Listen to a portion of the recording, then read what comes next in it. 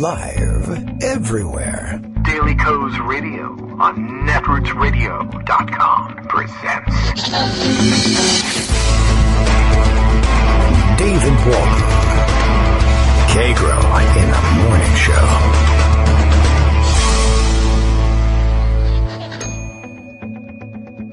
Now, here's David Waldman. Good morning, everybody. How you doing? Thursday, June 30th, 2016. Here he is, David Waldman. To what end, I do not know. Daily Co's Radio is live now, though I will lean on Bill for his morning tweet this time. Daily Co's Radio is live now. Kagro X, that's me. David Waldman shoots fireworks at his neighbors for 2 hours to make a point. Don't do this. That's true. You shouldn't. It's fireworks weekend, of course. And though I have some plans, and though I imagine that they will entail me being off the air on Monday, July 4th, for the big Independence Day holiday, because I got to be independent of the show or something, I guess. I actually have some nice plans. I'll be out of town, but not far, visiting with some old college friends. We're all so old, and got a very nice invitation a week or two ago to go down and join them and say hi and celebrate the independence of the United States of America. That is a sort of a secondary purpose of our get-together, which I understand the Founding Fathers meant for us to celebrate it with lying around a house and drinking beer. So I guess we're going to do that, because that's mostly what we did in college. Anyway, yeah, don't shoot fireworks at your neighbors' houses. Don't shoot your guns at your neighbors or their houses or their cars or in the air or anything like that. It's going to be a big weekend for this. Geez, I wonder if I'm going to get shot. I guess it could happen anywhere. I'm going to Virginia Beach, so it's a pretty good chance, I guess. And really, I haven't seen my college friends in some time. It's got a fairly decent possibility one of them will shoot me as well. I'm surprised none of them shot me during college, but it was a lot harder to get hold of the firearms then. We've come so far with our freedom that, well, that's a real possibility now. Anyway, we'll do our morning roundup with Greg Dworkin in just a few minutes, get a sense of what's actually going on in the world. Donald Trump continues to be terrible, and we've got a little bit of a backup on stories about just how terrible he's been in the past. I keep sort of bringing them up so that when you see the news stories appear in your Twitter feed or Facebook feed, or talk to a human being and they say, have you heard the news about this, that, or the other thing, you're at least not caught by surprise. But we'll go into some of the details perhaps today. Maybe today and tomorrow would be good days to get into that.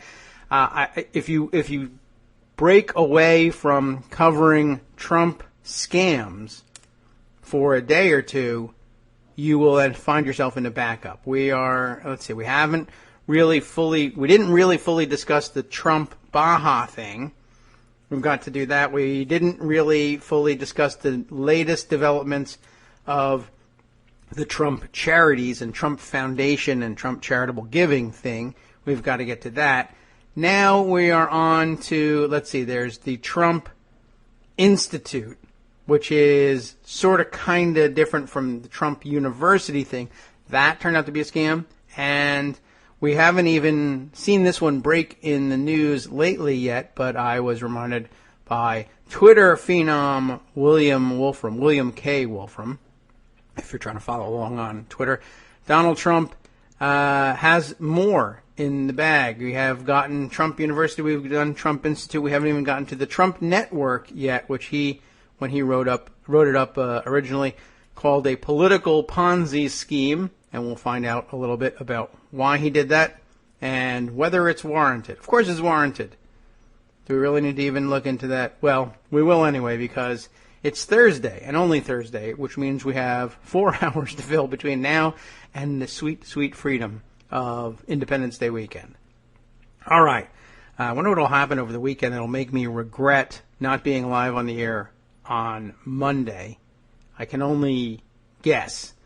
Let's see. So what's occupying Twitter time today? Well, for me, it is, those of you who have been longtime listeners of the show know that this is not an actual thing, but gun enthusiasts, of course, if you've ever run into one, if you're a new listener to the show, if you ever run into one who tells you in the course of your discussion about gun safety or gun policy or gun issues, what have you, that only, I love how they say this, only about 60 or so kids under the age of 15, they usually just say kids, and then they tell you why they define it that way later, are accidentally killed in gun accidents each year. Just wanted to let you know we are up to our 50th, and June isn't over, and I'm a little bit behind in collecting my stories, but yeah, number 50, it's still June, so it's still the first half of the year, so it's pretty much been a steady pace since I began looking at that, and I only began looking at it precisely because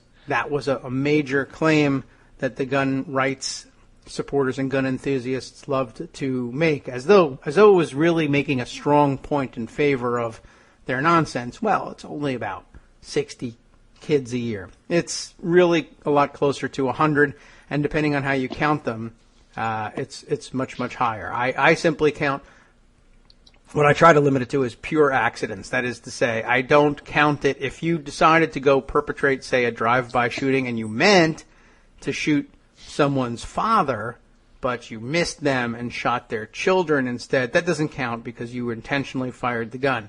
I'm talking about people who didn't mean to fire a gun, or if they did mean to fire a gun, meant to fire it at a inanimate target, perhaps, or something like that, but just missed and the bullet sailed and caught somebody on the other side.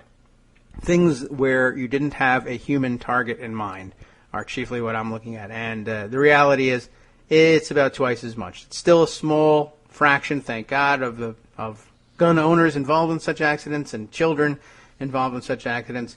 But it's very telling. I mean, they got away with it for a long, long time. That was a good 10 years before anybody said, well, we should check that and count that. And I ran into somebody yesterday. Greg Dworkin is with us, patiently waiting, by the way. Of course, we'll bring him in. I thought you might appreciate this a little bit, Greg, and that it ended up becoming a data discussion with somebody on Twitter who basically asked me, we were talking about people who accidentally shot themselves in this case, another of the items I track one by one. And we had just passed the 500th of the year. Mm-hmm. And he asked me, he said, well, as people do on Twitter, prove it. Okay, well, that's fine. I'm perfectly happy to do that, of course. And provided him with the month-by-month postings of all the stories linked and the full text of all the stories. He therefore said what in return? Well, this was interesting. I imagine he said, you got anything on swimming pools? No, he didn't even go there. But he said, this is no good. You're cherry-picking the data.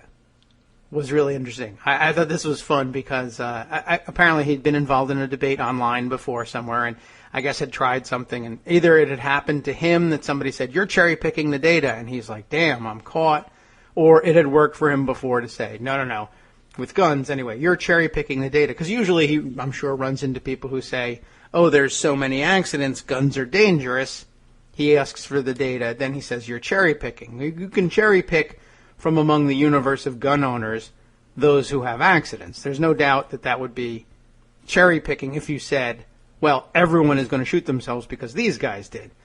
But I guess he forgot the definition of what he was accusing me of, where I had said 500 people shot themselves. He said, show me the data. I showed him 500 shootings, and he said, you're cherry-picking. Yeah, he's right. There were probably more. Yeah, that may be it. And I just, this is actually the opposite definition. I'm giving you the entire universe of data that I've got of people who shot themselves. Here are 500. You asked for proof. Here it is. No, you're actually proving it. So that's cherry picking. There you go. It was a definitional problem, I suppose. Anyway, he went away. That's a good thing. Turns out, but he could have accused you of not keeping track of swimming pool. As many people do. But except it turns out you do, so that wouldn't work. Yeah. Only because the number people of times send the swimming pool went off and actually shot somebody is zero, but you already have that data. Yes. Though I have seen swimming pools leak and cause a considerable amount of damage once they've been shot. Did they leak because somebody shot at them? Then it would count. Yes. I have a little bit of everything in my feed. All right. Doorbell. Dogs too. Hang on while I get... Oh, okay. Well, I'll find out who it is. Maybe they have some information about millennials and their voting habits at the door. All right. We'll wait on that. Let's see. This morning I see, and you probably also saw Byron York tweeting that Patrick Buchanan, I guess, finds a lot of echoes of his own youth in Donald Trump, which is amazing because Donald Trump is kind of an old guy, but he's not ancient, of course. But interesting to think that he would be anybody's youth. But I guess the quote that Byron York came up with anyway was Buchanan on Trump's speech. I've read it and reread it, and I found it hard to believe at times, but there were echoes of my youth there. Youth, the key word there, like Hitler youth. Oh dear, I see we have some connectivity problems with Greg. Maybe the doorbell continues to go off here. Let's try reconnecting with him. Anyway, the echo I thought of the Buchanan youth, I guess, that sounds weird, in the Trump campaign is that Trump has embraced with even greater enthusiasm than Pat Buchanan ever did the practice that I don't know that he pioneered it, but he's the first politician with whom I became aware of it, paying family members out of campaign funds. His sister, Bay, at least she was, I think, before he even ran, sort of established as a political consultant, and he probably thought he could run on the cheap, relatively speaking, if he hired her to run the campaign, and he did, and that was the first time I saw anybody paying family members directly out of campaign funds as a way of sort of laundering them from political contributions into family pocket money. And I guess Donald Trump is proud to join that tradition. Another echo of the Buchanan youth. You're back, Greg. Hey. I am. For some reason, we completely lost the feed, but that's fixed now. Yes. I wanted to stray into some newsy kind of things that are happening. I was hoping I would. One of the big ones here is that Boris Johnson, who helped the UK completely screw themselves up, is not standing for Prime Minister. Oh, wow. He said, I'm the dog, I caught the car, I don't know what to do now, not my problem. Okay. Now, it turns out there happens to be another completely different piece here, which we may get to, from Vanity Fair, about assessing the Trump vice president career suicide pact. The subheading there is there are very few real contenders, the risks are considerable, and the rewards potentially terrifying. So who will be the lucky winner? Good question. Well, it turns out Boris Johnson was born in New York City. Oh. He's eligible. He's already screwed up over there. Why not come and run here? Then we can have two, as somebody called it, the blonde Muppets running the hair thing. Together. The hair thing. You know, you could really have Trump and mini-Trump. Oh, my God. I'm just saying, it's actually possible. They do sort of look alike. They do. Benjamin Timothy Blaine, I guess this was up, it looks like a Facebook post, wrote a summary of actually what's happening over on the other side of the pond. So I thought I'd give you a quick read. Little difficult to follow, but then again is the whole Brexit thing. So it goes like this. Let me get this straight. Okay. The leader of the opposition campaigned to stay, but secretly wanted to leave. That would be Jeremy Corbyn. Uh-huh. So his party held a non-binding vote to shame him into resigning so someone else could lead the campaign to ignore the result of the non-binding referendum, which many people now think was just angry people trying to shame politicians into seeing they'd all done nothing to help them. Okay. That's on the labor side. Meanwhile, the man who campaigned to leave because he hoped losing would help him win the leadership of his party accidentally won and ruined any chance of leading because the man who thought he couldn't lose did, but resigned before actually doing the thing the vote had been about. Uh-huh. The man who'd always thought he'd lead next campaigned so badly that everybody thought he was lying when he said the economy would crash. And he was, and it did, but he's not resigned.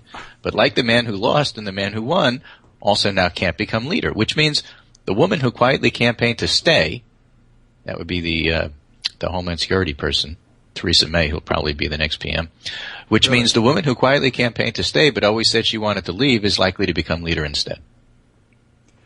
Which means she holds the same view as the leader of the opposition, but for opposite reasons, but her party's view of this view is the opposite of the opposition's. And the opposition aren't yet opposing anything because the leader isn't listening to his party, who aren't listening to the country, who aren't listening to experts, or possibly paying that much attention at all. However, none of their opponents actually want to be the one to do the thing that the vote was about, so there's not yet anything actually on the table to oppose anyway. And if no one ever does do the thing that most people ask them to do, it'll be undemocratic, and if anyone ever does, it'll be awful. You got that? No. Which one was this? This is Benjamin Timothy Blaine. I'm going to send it to you. It was a tweet, and it's a wonderful thing. Actually, it was here. Our friend Skohay's put this as a comment in the Daily Kos pundit roundup this morning. Right. But it's really a thing of beauty. Holy cow. Because it really summarizes what the heck is going on here. So there's that. The other big news today is that Turkey is making some announcements about their investigations about the terrorist attack that happened at the Istanbul airport. Yes. And it turns out the attackers who carried out Tuesday's shootings, from CNN, were from Russia, Uzbekistan, and Kyrgyzstan. Turkish authorities had previously said they had indication the men were foreigners, but had not said where they came from. And while no one has yet claimed responsibility, Turkish authorities have said most signs point to ISIS, and the nationalities buttress their claim. One of the toughest battalions in ISIS is the Uzbek battalion. These were the guys who were essentially on the front lines guarding Fallujah, the city they just lost in Iraq. Okay, yeah, I was kind of hoping I would hear a little bit about, okay, well, why them and what? Okay, so they have their own brigade even? Yeah. Ask anybody inside ISIS or who's fought ISIS. People from the former Soviet Union tend to be the most battle-hardened and willing to die. Oh, well, certainly the Chechens are Yes, that's exactly what they're talking about. Okay. But, Uzbekistan and Kyrgyzstan. Though their names come up from time to time, they don't often come up in American discussions in connection with ISIS, but I guess it makes a certain amount of sense. Well, they do on occasion because they're often involved, but, it sort of depends, who's talking about it. Yeah. We hear about it when people mispronounce the names or are asked who the leaders are and don't know. Right. And, the 999 guy brings it up as a Uzbekistan kind of thing, but you don't usually hear it, just bandied about on the news. But if you read the national security stuff, it comes up a lot. Yeah, I guess so. I try not to pay attention to such things as news. Right. All right. So, it just complicates things a lot if there's a Russian connection, if there is an ISIS connection. That's not a surprise and shock to everybody. What it does is it makes the simplistic, well, it's all about, Syria, sort of, kind of, maybe. People in the net security area think that they may have been stationed or trained in Raqqa and that they might have come from Fallujah. We don't know a lot of this stuff yet. But, obviously, the Fallujah, the fall of Fallujah, because the Iraqis just took Fallujah, may have something to do with what happened, and it may have something to do with the fact that Turkey was starting to crack down on the wide movement of fighters over their border. And it has a lot to do with the fact that they're starting to lose ground in Iraq and Syria. And so, it's I was watching the news yesterday, and people were just, the reporters, I think it's fairly straightforward for the administration to say, as Iraq and Syria show that ISIS, what they call ISIL, is losing ground, they start to either activate cells in places like Turkey or send foreign fighters to outside Iraq and Syria to try to do whatever harm they can, particularly in hopes of getting the most possible publicity for it. Mm-hmm. I don't think that's a hard concept. And I saw Chuck Todd yesterday on his show and some of the other reporters asking sophisticated question along the lines of, I don't understand, Mr. President, why don't we just bomb the crap out of them or just take them out? after it's been explained to them like 50,000 times, it's not that simple. And you also have people, giving the public, the listening public, the reading public, the impression that like nothing's happening and we're not doing anything, when in fact the exact opposite is true. But you can't sum that up in a soundbite, and it's just not simplistic enough, so they have to make it along the lines of, well, we're losing. Okay. Well, no, actually the opposite. And if somebody months in advance tells you that as they lose territory, they're going to get more desperate and start to lash out, and then they become more desperate and start to lash out, and then you say, I don't understand why this is happening, it's because either you really haven't been listening or because you really don't want to understand. I guess. Is there a reason we don't just say we are bombing the crap out of them? I don't know. I think that I think David Ignatius made this point, is that as a covert commander-in-chief, Obama is superb. That is to say, if you look at the stuff he's doing but not talking about, yes, he does a lot of stuff that turns out to be fairly effective. Yeah. But as an overt, rah-rah, mission accomplished commander-in-chief, not so good. Because he doesn't want to talk about this stuff, and he doesn't want to spend his time, focusing on this stuff. And so he doesn't give it a lot of attention in terms of messaging to the American public, and he doesn't make it simple. Oh, well. We had a president before him that did. Yes. It was much easier to understand what he was saying, even though none of it turned out to be true. Or make any sense. Yes. And so, again, what I'm saying is, you have all these complaints from the reporters. You're not making our job simple. We're trying to explain to the American public what's going on. The last guy made it simple. It wasn't true, but it was simple. You're doing things that are complex, that are probably working better than anybody appreciates, but you're not helping us in explaining it, so we're really mad at you. People do get that way. And so that's the impression you get. It's just really odd. And I guess since we're on this topic, a couple of things about Brexit and national security pertaining to politics I think are most interesting. One of them is the fact that I think it was Michael Hayden this morning who said that they'll support Clinton over Trump, yet another Republican sector, national security sector person who's doing this.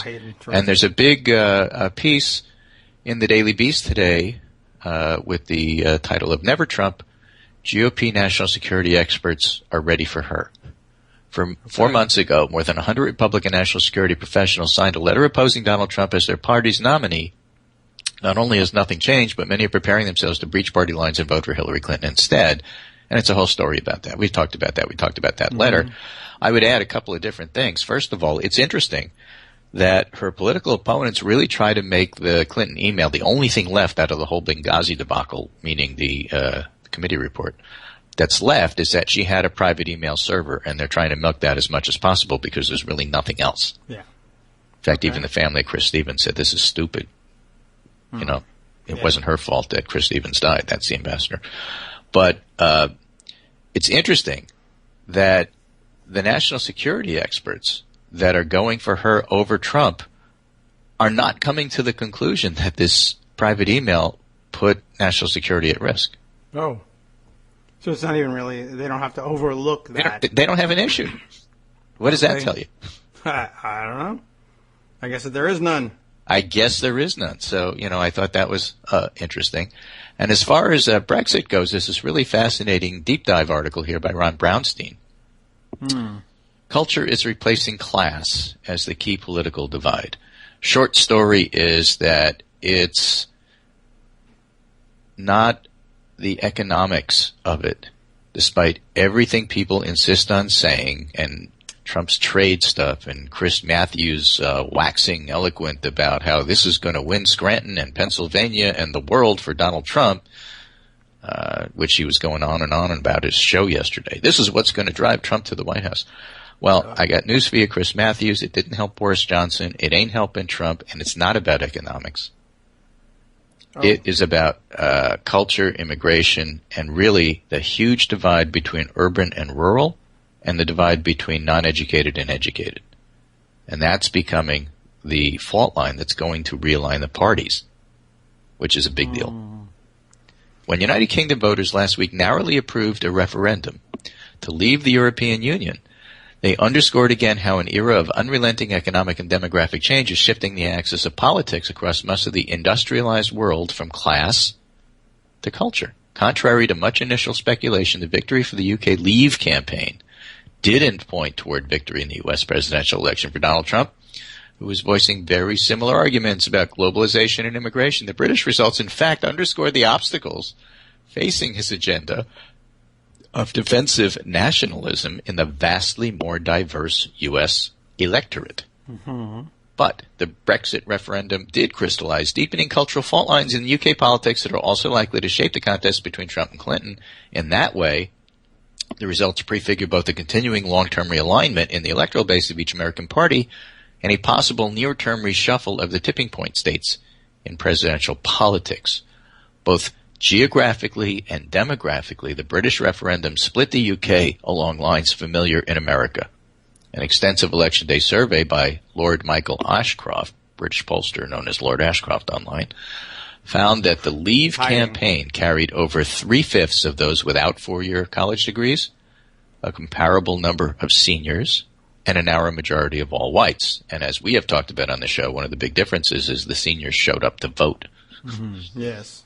Election results showed the Leave campaign amassing big margins outside of major cities. The campaign to Remain won over 2/3 of non-whites, 3/5 of college graduates, and big majorities among younger and urban voters who didn't show up to vote. In London, which recently elected one of the Western world's first Muslim mayors, 60% voted to stay. All of this replicates American patterns. Democrats now rely on an urbanized coalition of millennials, minorities, and socially liberal, college-educated, and single whites, especially women. Republicans thrive among older, non-college educated, and religiously devout whites, especially outside major cities. In 2012, Obama carried less than 1/4 of America's counties. He won fewer counties than any presidential winner since 1920. Jeez. All right. But because Obama so dominated the nation's population centers, he triumphed by 5 million votes. Odd measure, but okay, counties, they count. Well, yeah, but you know that. You just look at the map and you see the big sea of red in the middle. Yeah. I didn't think of it in terms of counties, though. Same idea, though, right? Each one of those red states has lots of counties, and so you win more counties. But does that really matter? Well, the point is, I don't know. Have you seen the counties that they divide some of those states into? I mean, yeah.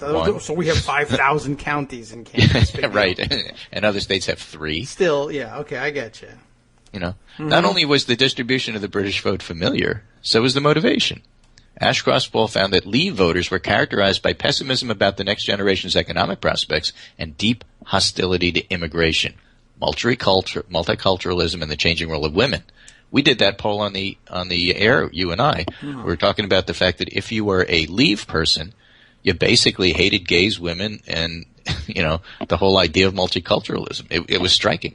Anything that's admitted to its existence publicly for the first time post-1960 is out. Fully 80% of Leave voters said immigration negatively affected the UK. That exactly equaled the percentage of Trump supporters who called immigration more of a burden than benefit in a major new U.S. national poll. Stanley Greenberg, longtime pollster for both U.S. Democrats and UK Labour Party, says a post-referendum survey he conducted for the British Trades Union Congress found that among those who voted to leave, the biggest rationale and the strongest arguments were opposition to immigration. Right? Not trade. Immigration. In these ways, the British vote showed the power of the Trump-like anti-immigration, anti-globalization argument for white, older, non-urban, and non-college educated voters who feel marginalized by economic and cultural change. That's what Chris Matthews was going on and on last night about. The key difference is that these voters represent much less of the U.S. electorate. Hello? Yes. In particular, while whites comprised about 90% of British voters, they'll cast only around 70% of American ballots. And in the UK, Ashcroft found 53% of whites voted to leave because Trump faces so much opposition from minorities. If he wins the same percentage of whites, he'll lose in a landslide. He likely needs well over 60% of whites to win. All righty. Okay. It's a long, long article, but there's some really interesting concepts here, which I think we've gone over sort of, but this pulls everything together. If anything, the resistance to the Leave campaign's nativism from college-educated and urban UK whites underscores the headwinds Trump will face reaching that number. Since 2000, every Democratic presidential candidate has run better among college-educated than non-college-educated whites. Mm-hmm. But even so, in modern polling tracing back to 52, no Democratic presidential candidate has ever carried most of the college-educated whites. Yet, the last 5 national surveys shows Clinton leading Trump with them. Greenberg predicts that as the GOP has tugged more toward the resistance to immigration and diversity more broadly of its culturally conservative blue-collar wing, more college-educated voters will defect perhaps lastingly. They drove their college-educated voters out by the nature of this primary, he said. I think that's pretty significant. Yes, I would say so. So, it's like we step back and for shorthand say, well, Republicans are a Southern party now, and sometimes they get support from the Midwest. But it's actually a rural party. And so wherever there are rural voters, they'll win those counties. Turns out there just aren't that many voters. Yeah. You can pull more from the cities than you can from the rural areas because more people live in the cities these days. I mean, that's changed over time too. But, that's why Chris Matthews and people like him can go on and on and on about how the white vote is so important to Trump and the non-educated white vote may well go for him in big numbers, but there's like all these other people that completely and totally ignores. It's just weird that, white male pundits always seem to glom onto what the white male vote is doing. I don't know why that happens. It's like nobody else exists. Yeah, I guess that must be what's driving. I don't know. Well, it's an interesting look at it, certainly, and I would like to pore over it a little bit more. I guess what comes to mind as I'm listening to the excerpts from it is, I guess, something that's been an undercurrent that people have recognized for quite some time, but just, I guess, that the shift of the idea from class to culture sort of brought to mind the idea that, hey, surprise to all of you who may be in the UK, in particular immigrants. Of course, we have that issue here as well, but I don't know. Seems like it more starkly plays itself out in England, and maybe because they have the remnants of that class system there. But immigrants, minorities, what have you, if you work hard, play by the rules, all those things that you were supposed to do, go and get an education, get a respectable job, keep your nuclear family intact the way white conservative people would like you to, dress the right way, get the right job, take care of things, and you begin to check off all the boxes that are supposed to result in respectability. The end result is the people who are supposed to award you the respectability say, we better change the criteria for respectability around here because there's going to be too many of these dark people becoming respectable. People. Yeah, so, remember, you people are you people. What we really mean is you gotta put beans on your toast in order to get into our class system here. Or here in the U.S. we don't go by the beans on toast thing necessarily, but it's a good way to ensure that despite the fact that you insisted that they follow all these rules, you don't actually have to award them the respectability that you promised them was at the end of the rainbow. That's because no true Scotsman put sugar on their porridge. I guess that's it. Well. Okay, so what are the practical aspects? Article goes on to point out just a couple of things to watch for in the current election because of all of this. Yes. All right? And that is Clinton going for Florida. Armando approves of that. And North Carolina. Oh, yeah. Okay. Trump goes for Ohio and Pennsylvania. And he may get them. He may not, but he may get them and still lose because of the realignment. I guess that could be it. Ohio, by the way, just to throw a little gun note in there, our gun-failingest northern state. And we're talking about culture. Mm-hmm. And last time around it was Pennsylvania clinging to the guns and a number of other things. Ohio, neighboring Ohio, been doing it for longer and more aggressively. Somehow that's flown under the radar, but interesting. Yeah, so a good cultural note there. Well, it's interesting in just so many different ways. Now, as it happens, 538 has their new presidency forecast out today, and they give Clinton an 80% chance of winning and Trump a 20% chance of winning. We were talking about that the other day. Again, Sean Trendy and others point out that a 20% chance of winning isn't zero chance of winning. Right. It doesn't mean that that the polls break 80-20. It's the chances of winning. So Clinton's got a leg up in regard to that. And she looks like she's going to take a reasonable number of electoral votes, maybe 354, compared to Trump's 183. But when you look at the individual states, she's got a projected chances of winning, 74% chance compared to 26% chance of winning Florida. She's got a 60% chance of winning North Carolina, the states we were just talking about. Right. Okay? 70% chance of winning Ohio. She may do well enough to win regardless. In Pennsylvania, 81% chance. So those are traditional Democratic states. But things are shifting. They're shifting to the point where if you look at Arizona, she's got a 55% chance of winning Arizona. That's pretty amazing. That is pretty amazing. And Utah, Trump's got a 75% chance of winning that. But why is it even in the mix for discussion? Well, it's a 25% chance she may win it.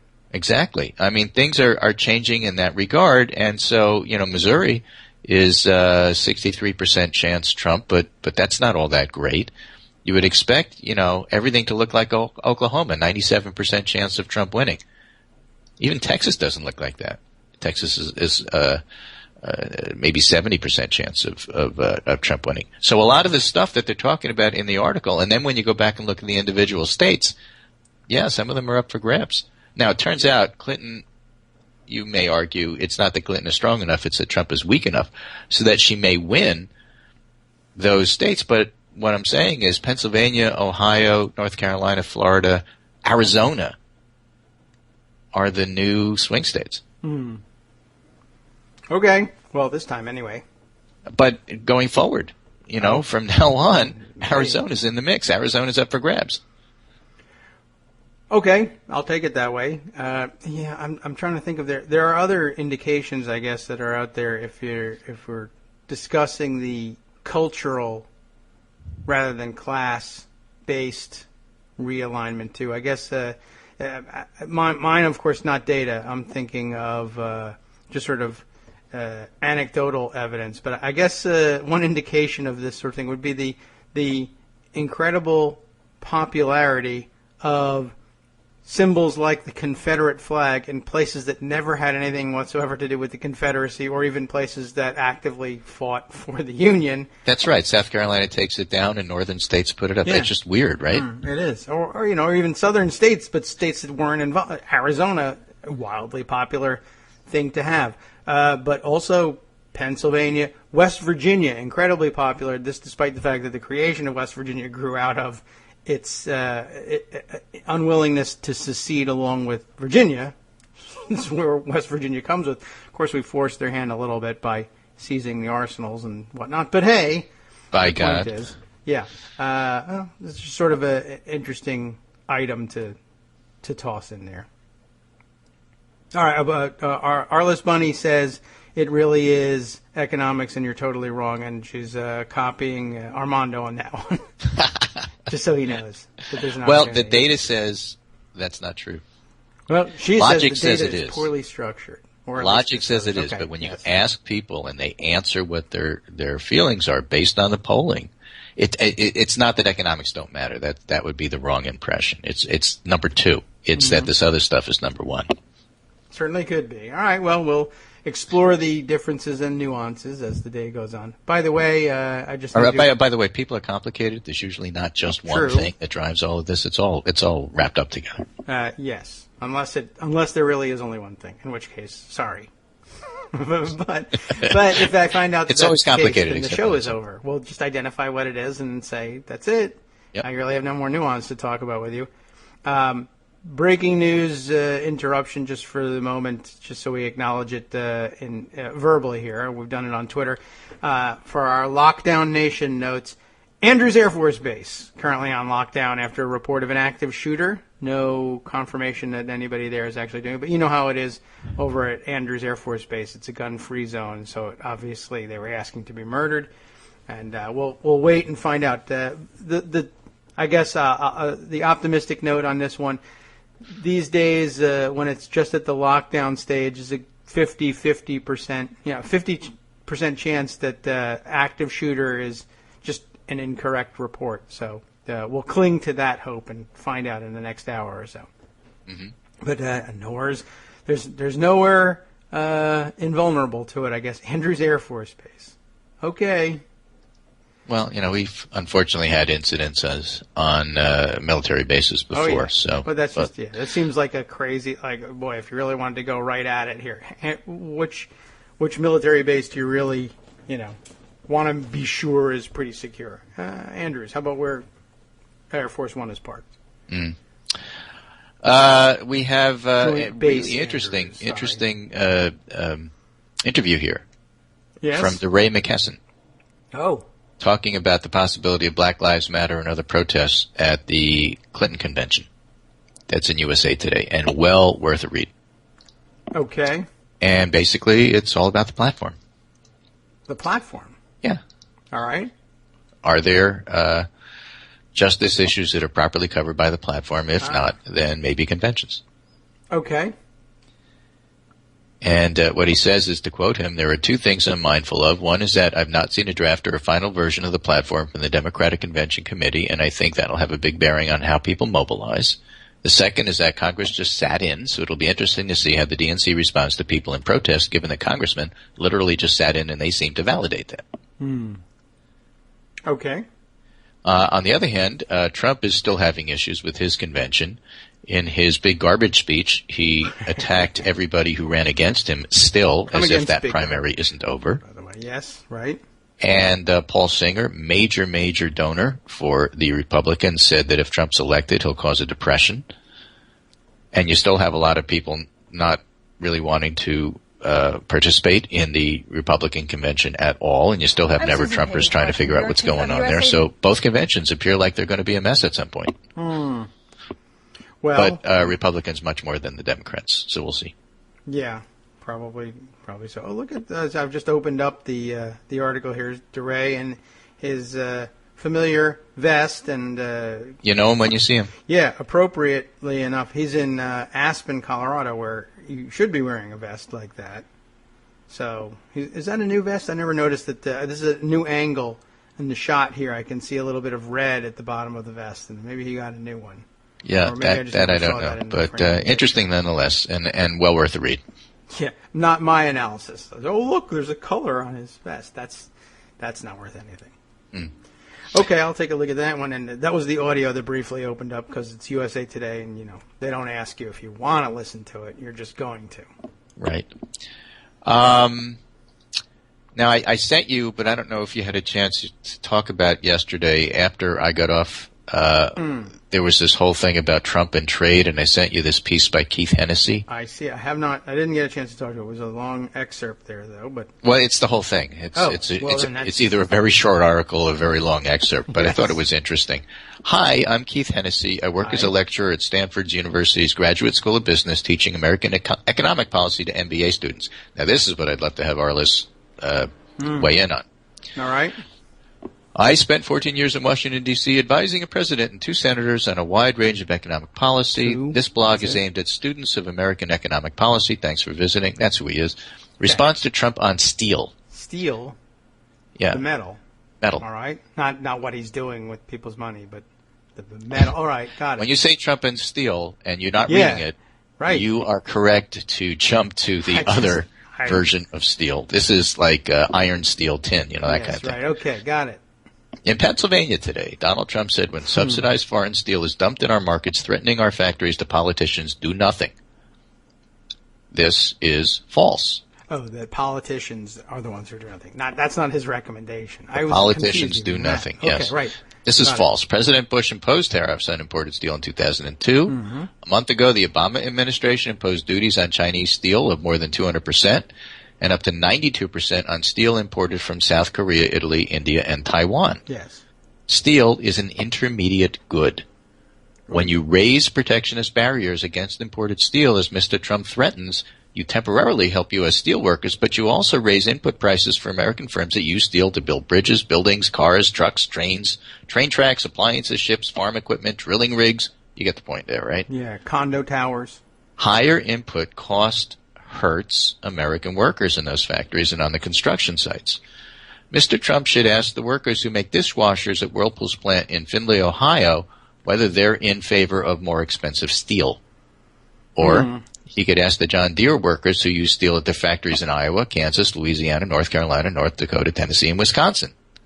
Or the auto workers at almost any U.S. car and truck assembly line. Raising prices for imported steel hurts all of those American workers.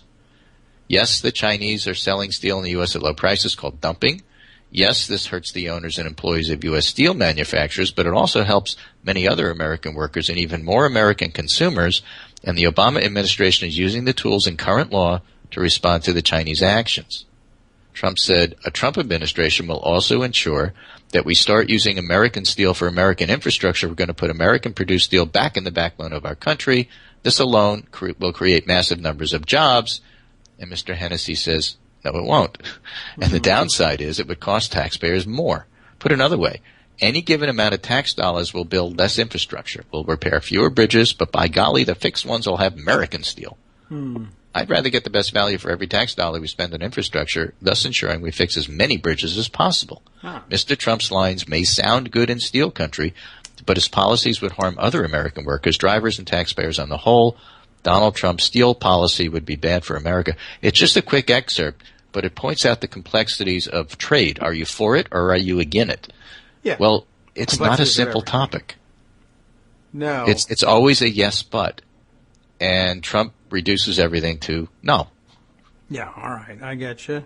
It's like everything, it is always going to be complex. I suppose we could say, well, maybe there is a steel policy in here that would work. I guess if we, instead of I think one of the other things he promised is to bring the steel jobs back to Pennsylvania. That's not happening. Not likely, unless the dollars that we were going to spend on infrastructure built with American steel were spent instead on to subsidize steel or in some way do it. And so there are discussions, not to disparage anybody on the Democratic side, but there are discussions about trade on the Democratic side as well as the Republican side. I'm simply making the point. It's more complicated than it appears in almost every circumstance. Always true. The other thing I think we can observe from this is anybody who spent any time at all, even whether because they're interested in it or because they were forced to do it, say for a school paper or something, on tariffs and trade in general, will have hit upon the steel dumping issue. You can't avoid it. It's gigantic. But it's extraordinarily boring and dry, not the least, for many reasons, not the least of which being the shrinking steel sector in this country anyway and how concentrated it is. It's not like having, family or friends in the military. There's not that many people know anybody involved in the steel industry anymore. But it's quite obvious. I mean, you can't avoid the issue, and if you pay any attention to the issue once you hit upon it, you can't avoid notice of the long history of imposition of tariffs and anti-dumping regulations on steel, and particularly Chinese steel. So what's happening here is Trump doesn't People magazine and Us magazine and tabloids don't report on steel tariffs. That's why Donald Trump doesn't know that every president since forever has been extraordinarily active in trying their best to punish foreign steel dumping. It's just, it's as obvious as could possibly be, but he has no idea because he gets his news from gossip columns. That's how he knows. I'm laughing because I see a tweet from Arliss Bunny. She says, Greg's right on steel. He's 1 for 2 today. So you're doing good. Okay, so I'm doing all right. Listen, on economics, that's pretty good for me to be 1 on 2. I will take that. And honestly, if there was just a 20% chance of you being right, you shouldn't be ignored. Exactly. So, again, the bigger picture here is you look at the politics of it, and you hear people say, look at Brexit. That proves that Donald Trump's going to do way better than anybody thought. And you say, well, okay, but the politician most compared to Trump who was pushing it the most is Boris Johnson, and he just had his career destroyed by this. Okay, well, but my bigger point is that it's going to help Trump without data. Or even though the opposite is true when you look at the data. It's still my point, and I'm still going to make it. And that's basically the quality of the punditry you're hearing about this. Good news for John McCain. Always good news for John McCain. Right, okay. Anyway, that's my summary for today. Thought it was interesting. I do have to tell you, won't be here tomorrow. We have some meetings. It's Friday. No. But I will be back Tuesday, Monday being a holiday, assuming you're here. Assuming I'm where? Here? Anywhere. Here, okay. There, anywhere. All right. Well, never assume anything. Don't assume. But for the moment, that's the plan. Yeah, all right. So thanks so much for listening to us, folks. This is Greg Dworkin speaking with David Waldman, Kagro in the morning. This is your one time on the show. I get to tell you who we are. Right. And he's right. If you're listening to it by podcast, you probably already know who we are. But True. If you're listening live and accidentally tuned into the wrong station, that's what's going on. Thanks to the Netroots Radio folks for making it happen. And we'll see what the rest of the show does and where David goes with it. A lot of information, a lot of stuff to talk about. And, stuff happens. Okay. Let's try if we can find out some of those things that are happening. All right, take care. Have a nice extraordinarily long weekend, Greg. Latest news from Joint Base Andrews. That's the current modern name for it. For those of us who never got into calling National Airport Reagan, we also never switched over from Andrews Air Force Base to Joint Base Andrews. But the news from Joint Base Andrews is that they had a training exercise of some kind, I guess an active shooter training exercise going on when an actual active shooter report came in, and they're treating it as a real-world situation, as I guess you have to, since there were always those rumors that on 9/11 there was some kind of training situation going on as well. Always seems to be happening, but that's because we're always training. So still waiting for word on exactly what's happening there, and I guess we can cross our fingers that somebody didn't know that the training exercise was going on and they phoned in an actual sighting of a potential threat, but they had actually seen somebody involved in the training exercise and wires got crossed. Otherwise, well, we're in for it. We'll have to see how this one develops. Okay, so let's see. Other interesting things happening this morning that are beginning to make the Twitter rounds. More Trump scammery. I guess we can go over to that subject in just a moment. This time, the issue is, this came up a couple of days ago. I didn't report on it because I knew immediately it was going to be reversed and it was going to be exposed as a scam. I didn't get around to it, but I was skeptical of it when the news broke. Trump had announced a couple of days ago that he was going to convert the loans that he had made to his campaign, the personal loans he had made to his campaign, into contributions, which would, if properly executed, mean that he would relinquish any claim he has personally against the campaign. In other words, that would be the main vehicle left for him to convert campaign dollars into personal dollars at some point down the road. If he lends money personally to his campaign, it's legal. You can do this. You raise cash from others, and then you can say, instead of buying posters or hats or what have you, or paying for rallies with that money, I'm going to pay back the loans to myself. And in a semi-normal situation, it's not necessarily 100% corrupt thing to do. Sometimes people do say, well, I'm moderately wealthy, and the campaign has to start now, and I can't wait to raise money in order to start doing the activities that need to be done in order to give myself a decent chance at winning. So I'll pay for it myself through a loan for the time being, but it's never been my intention to put $10 million of my own money or $1 million of my own money into the campaign. Some of my own money, certainly, but not all of it. For somebody like Trump, Well, who knows what he intended to do. I imagine he never intended for it to cost him a personal dime, since that seems to be his MO with almost everything. Anyway, the announcement that he was going to convert those loans into contributions and therefore renounce his claim on paying himself back was a bit of a surprise, and I guess it was meant to deflect from, well, among other things, the bad publicity he was getting about his generosity, his supposed generosity, which actually turned out to not exist at all, with charitable giving. It's a different kind of giving and contribution, but I don't know, it's probably supposed to obfuscate, blur the lines between the two. Anyway, the news was unexpected because it ran counter to the narrative that we have here on the show that no, he won't part with any personal money for any reason ever. And in fact, that the campaign and most of his campaign activities and related activities are about siphoning money off of other people and putting it into his pocket wherever possible. And then converting the loans to contributions ran counter to that. Well, I guess the news today, according to NBC anyway, is that, oh, hey, by the way, yes, he did say that he was going to convert his loans into contributions, but in fact, he has not done that, and there's no indication anywhere at the moment that he really is going to.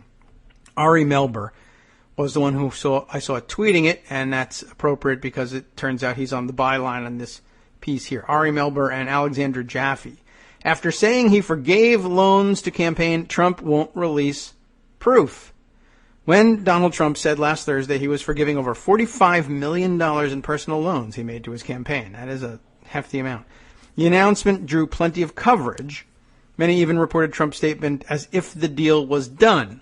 Again, reminiscent of his charitable giving. Remember, the veterans fundraising. Corey Lewandowski, when he was still with the campaign, was immediately out with a public statement saying, not only did we raise all that money, but the money has already been spent. It's been dispatched to the veterans charities, and the charities have utilized it for the benefit of veterans already. I don't even know what we're talking about this for. It's all a done deal. And then, of course, it turned out that none of the money had been, not only had not the original amount had not been, in fact, collected, and Trump himself had not given his personal $1 million to the effort, but that none of the money had been dispatched to anybody. No veterans charities had received anything to that point, and it was all a big lie, and gee whiz, caught again. Well, similarly here, he got lots of coverage for saying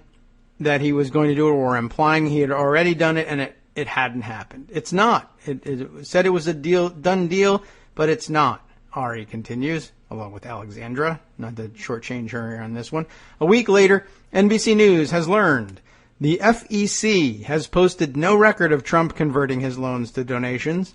I don't know whether that paperwork was due already or not, but I would assume so, because otherwise you don't really have much of a story. The Trump campaign has also declined requests to share the legal paperwork required to execute the transaction, though they suggest it has been submitted. Last week, campaign spokesperson Hope Hicks, who, by the way, I got a piece buried here in pocket somewhere. There's been a lot of there's effusive praise for Hope Hicks, I guess mostly growing out of the fact that she's like young and relatively speaking inexperienced and yet hasn't been fired. Is basically it. They're like, wow, she's the only national press spokesperson on the campaign and she handles everything and she's doing it all by herself. What a dynamo. And it's certainly an interesting story. But then I guess my initial reaction to those stories, and still the case, is I'm sure she's got a lot of personal energy and enthusiasm for Donald Trump because he made her. But what does it take to be the only campaign spokesperson and handle all the press inquiries yourself if your responses, one, don't actually have to get out to anybody because you can just sit there and say nothing, And the press world just says, well, that's normal, this is fine. Most of the pressure of being the sole practitioner or even part of a large team of press people for a campaign is we've got to get an answer to media inquiries out as soon as possible, and it has to be right. We can't make mistakes, so I got to check with the higher-ups in the campaign and clear it and make sure we're accurately portraying our candidates' positions on these things. Well, if you take all of that out and you don't require yourself to respond to media on any particular schedule, and it doesn't matter whether the things you tell them are true or accurate, then I don't know. I mean, is it, do we care how well she's doing at the job of not telling anybody anything that's timely or correct? Because I could do that job by myself. I'm doing it right now.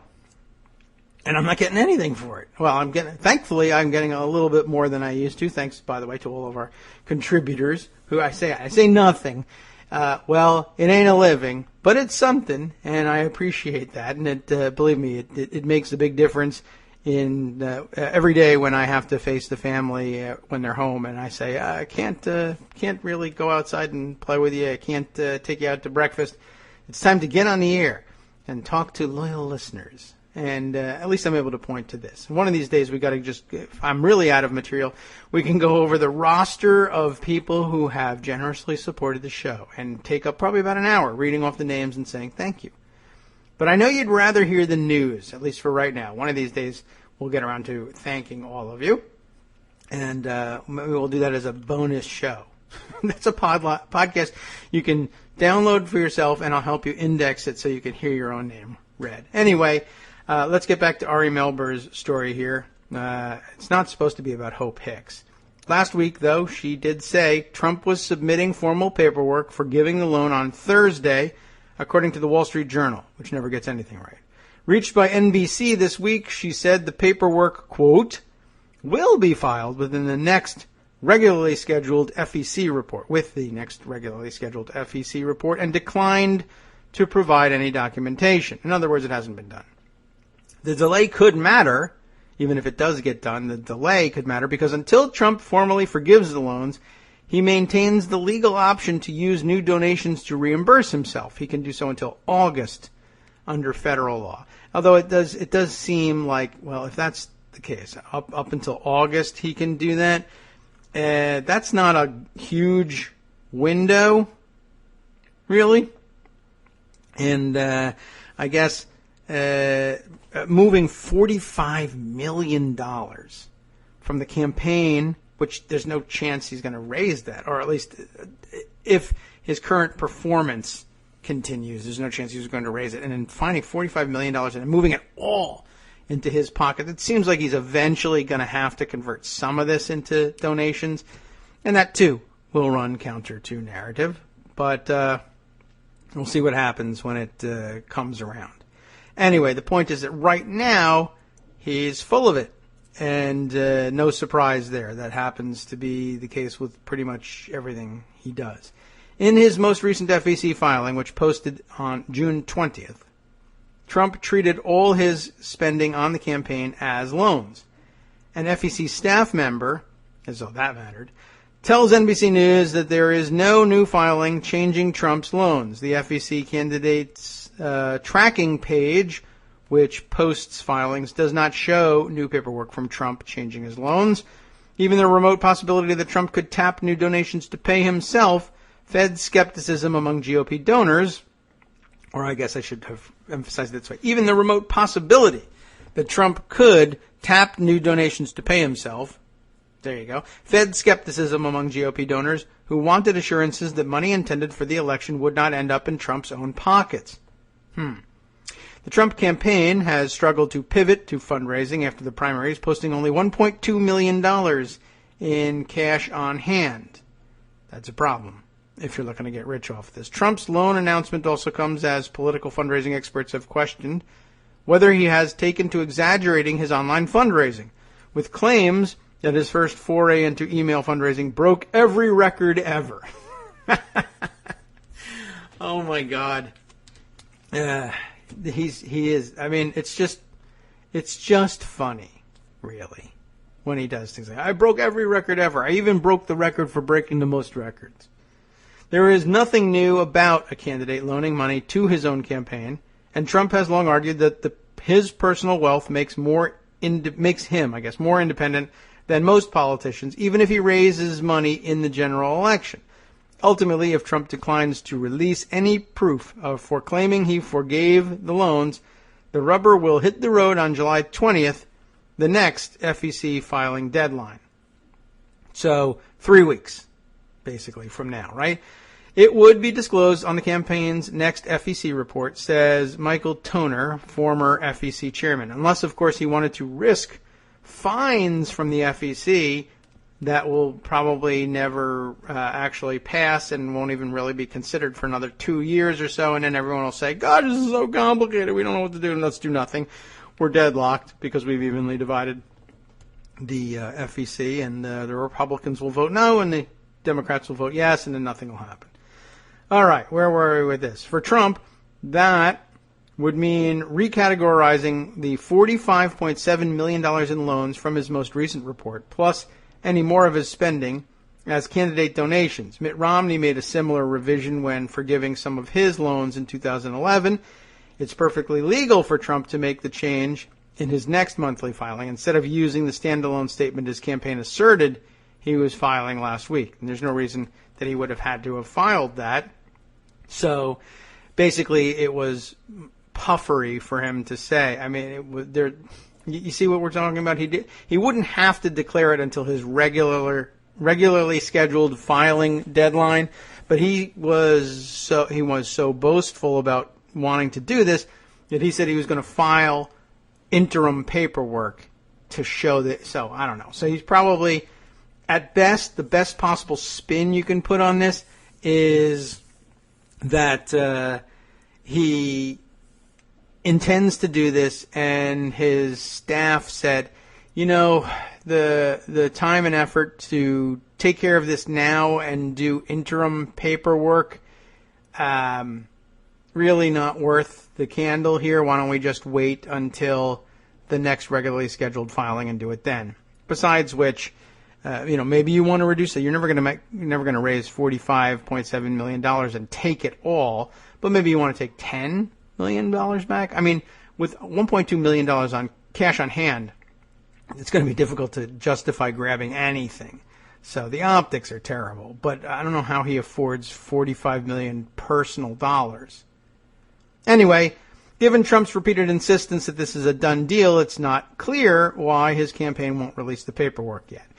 It's not clear, but the answer is because the paperwork doesn't exist and he hasn't done it yet, despite the fact that he says he did. He didn't. The end. Okay? I'm telling it like it is. I'm just that kind of candidate. All right. So let's see. There was that. Other Trump stories that I guess really need to be put on the record here include, let's see. This is we never did get to the Trump Baja thing fully. Do we need to do maybe we'll stray back to that one because I think everybody has got the idea of that one. Let's get to the newest and latest, and we'll read that one rather fully if we can, and put that one on the record for you for the long weekend. It's only Thursday. I'm on congressional schedule here. Thursday equals weekend in our world. Okay. I'm going to have to. This is a New York Times piece, so we'll have to read it from pocket here. Trump Institute. What is it? It's a scam. What kind of scam? I don't know. Let's go find out about it. Trump Institute offered get-rich schemes with plagiarized lessons. That's the big thing behind the headlines. Plagiarized lessons. What is the Trump Institute? I don't even know. In 2005, as he was making a transition from developing real estate, which he sort of did for a living, to capitalizing on his fame through ventures like a reality show and product licensing deals. That would be, so 2005, according to this article, marks his transition from being an actual real estate developer, which is a scam and a puffery show in itself, as we've had described to us by at least 2 different articles about what real estate developers really do in life. But here he's transitioning from real estate developer, quote unquote, to Kardashian, as Armando, I think, has pretty aptly put it. Donald Trump hit upon a 2-pronged strategy for entering the field of for-profit education, which everybody knows is the natural successor to a real estate business. And it really is, if you think about it. I mean, if you once you acknowledge the kind of scam that real estate development really can be, then basically any scam will do next, and the for-profit education one is a pretty easy one to pick up on. Everybody's doing it, so you jump into it. Doesn't really look like a natural successor, but the elements of it are the same. As I have often said when people have asked me, how is it that you moved from electoral politics to working on Capitol Hill to going to law school, becoming a lawyer, to working for an advertising agency? And the answer is persuasive writing is at the heart of all of it, and basically all you're doing is making an argument and selling something. If you're not selling toothpaste, then you're selling voters on the prospect of backing a certain politician or policy. It's all very similar in my view. Or selling a jury on the guilt or innocence of someone standing before them, or the rightness or wrongness of economic claims being made before them. Same game.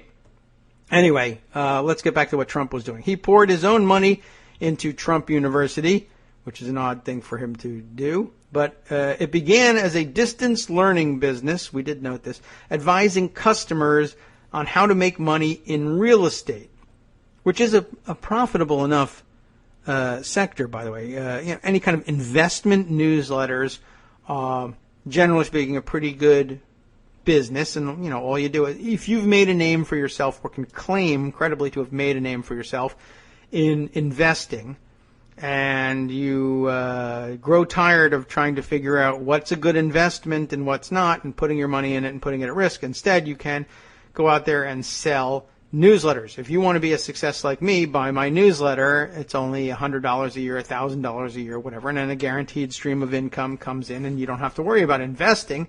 Money just rolls in terms of dividends from people saying, I want to be as successful as that guy.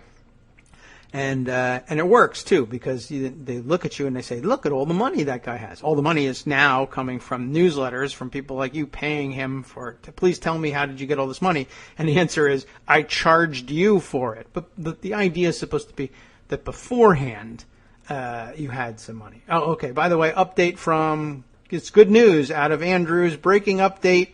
Prince George's County Police and Fire say shooter incident at Joint Base Andrews is a confirmed drill. So it sounds like somebody mistook the drill for an active shooter situation. They really should tell everybody on the base that there's a shooting drill going on beforehand. But I guess you gotta, I don't know what. Maybe they're trying to preserve the realism of it. I guess it worked. And now we know that it works, and you can get word to the Prince George's County Police quickly, and they can figure out what's going on. So I guess good news there. Here's an interesting news. Other breaking news here is the death of Alvin Toffler. By the way, futurologist guru, dies at age 87. He was the author, along with his wife Heidi, of The Third Wave, which was one of the top required reading list when Newt Gingrich took over in his revolution in the House in 1994. The Third Wave and Alvin Toffler was required reading for all of the new people coming in. But, of course, they were campaign-in-a-box people, and they didn't have time or inclination to read the philosophical underpinnings of the revolution they were a part of. They just took it for, okay, Alvin Toffler, got it. I went and read it. It was somewhat interesting, but not great. Anyway, Alvin Toffler, futurologist, dead at age 87. He predicted his own death, by the way, quite accurately, as it turned out. He didn't pick the age or set the date. He was just positive about the fact that he would eventually die. Futurology for the win on that one. Okay, back to Trump and his Trump Institute. We know about Trump University, in which he poured his own money in, and it began as a distance learning business advising customers how to make money in real estate, a little bit of a one-off from the newsletter situation. But it left a long trail of customers alleging that they were defrauded. Their lawsuits have cast a shadow over Mr. Trump's presidential campaign. It is the New York Times we're reading, after all. But Mr. Trump also lent his name and his credibility to a seminar business he did not own, which was branded the Trump Institute. By the way, one of the recurring themes weaving its way in and out of this transition from it even begins in the building and real estate development era and then into the branding era, is the number of ventures that end up branded Trump ventures that are not actually Trump ventures or didn't begin as Trump ventures. It seems like his favorite play,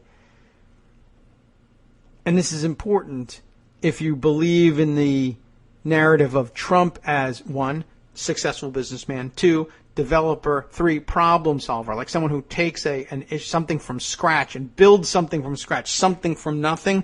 Even his real estate developments didn't always actually work out that way. And in particular, when we learned about the casinos, I was most surprised. The thing I really learned out of all the casino stuff was it wasn't a case of Donald Trump, packing up his kit bag and walking off to Atlantic City to seek his fortune and buying a piece of land and saying, this piece of property, I envision a beautiful casino here. I'm going to buy this land.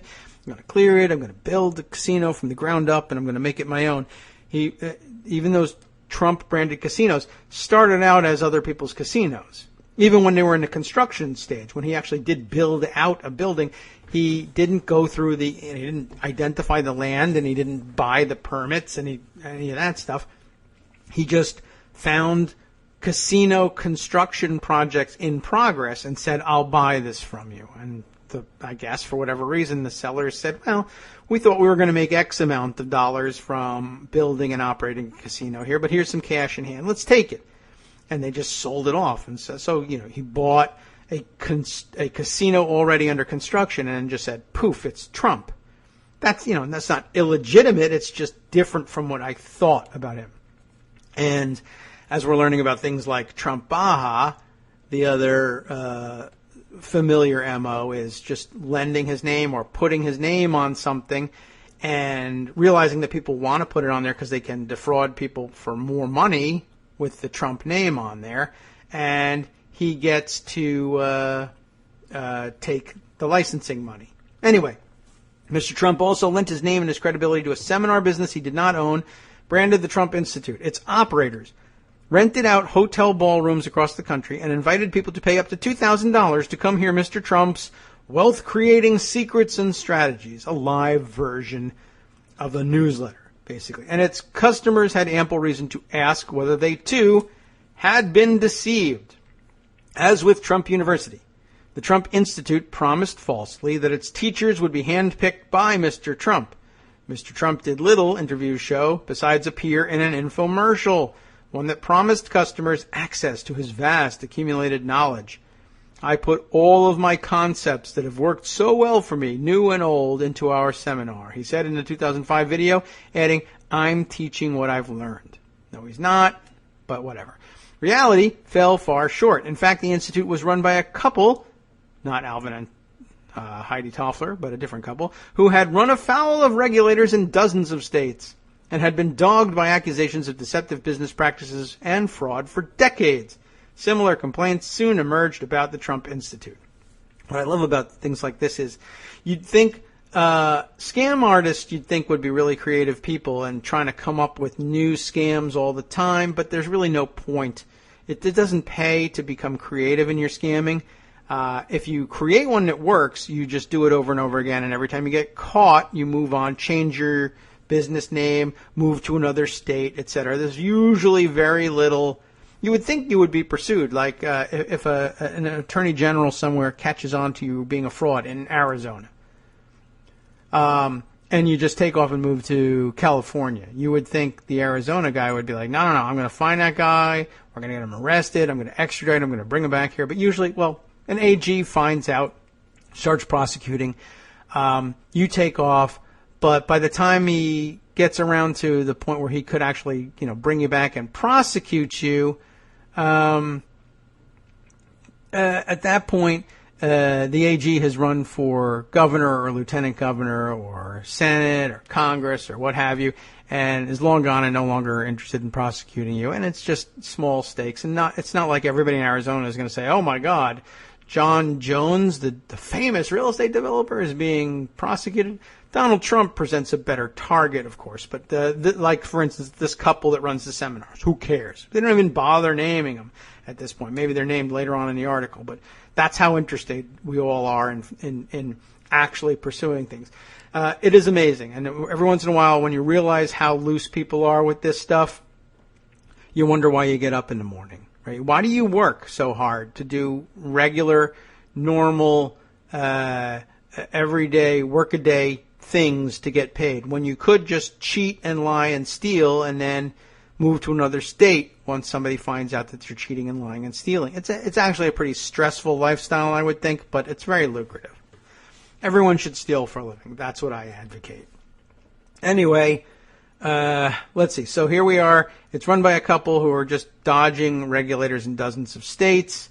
Very similar, really, to the practices that I am currently reading about in the fantastic book, which you should definitely buy, by David Dayen, Chain of Title, which I'll duck away from the microphone, have handy. I've been reading it over the last couple of days. Easy read, I think. But for me, of course, that means it'll only take me like 3 weeks to get through a book that some people could read in a single sitting. But very, very well done. Everybody convert your personal dollars into David Dayen's personal dollars, whatever it is, $19.99 at a time, or whatever they're charging for the hardcover. Highly recommend it. Anyway, it reminds me that that's happening everywhere. Anyway, let's talk about how it happens in the real estate seminar business for the moment. Right, so lots and lots of accusations of deceptive business practices and fraud against this couple. Similar complaints soon emerged about the Trump Institute, because it was the same goddamn thing run by the same goddamn people. Yet, there was even more fundamental deceit to the business, unreported until now. Ready for it? Drum roll. That's a terrible drum roll. Extensive portions of the materials that students received after paying their seminar fees, supposedly containing Mr. Trump's special wisdom, the special sauce is in there, had been plagiarized from an obscure real estate manual published a decade earlier. Nothing better than a scam aimed at, I'm going to write down some gobbledygook and sell it to you for $100 a year. The only thing better than that is, I didn't even write the gobbledygook. Now, he's got an excuse. He's got plausible deniability in this. As I understand it, what we'll find out in the rest of the article is, well, it wasn't me. I outsourced. I hired some guy to write the materials that I was supposedly selling to you as my personal wisdom. Cheat number one. Cheat number two, that guy didn't even write the stuff the garbage that I ended up selling you. I didn't check to see what it said. Why would I proofread something to find out whether I'm accurately passing on my personal knowledge of how to make a fortune in real estate? When, one, I have no intention in the world of telling you my actual secrets, because then you'll make the money and I won't.